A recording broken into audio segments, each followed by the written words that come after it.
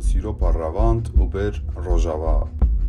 Mitolojiya Yunanê da dibêje Zeus kete şiklê ajalek, hat ba Europa Ravand û bir rojava. Peyka berçîsê Europa an jî bi Kurdî rojava kabên em başnas bikin. Rûyê peyka berçîs Europa an jî bi Kurdî rojava qalikekî gelekî setûr e yan gelekî zirav e. Tê pêşniyarkirin ku di binê qalikê da okyanusên gelekî kûr hene.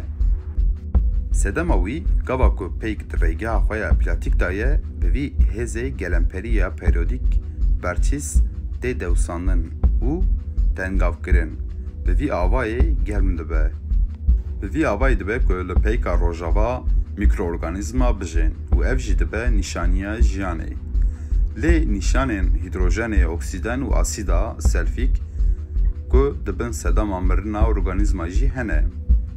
Ji ber ku hîdrojen, oksîden û asîda selfîk tenê nebesê jiyanê ye, carna zirar jî didine jiyanê. Lê bi rastî bakteriyên ku di gerdûniyê da tevê şert û mercên herî dijwar da jî dikarin bijên hatine dîtin. Ango em dikarin bêjin li Europayê jiyan tune ye û bi disê organîzmayên beredayî jiyan pêk nayê. Gelo hûn çi difikirin û dixwazin ku li peyka berçîsê rojavayê da jiyan hebe?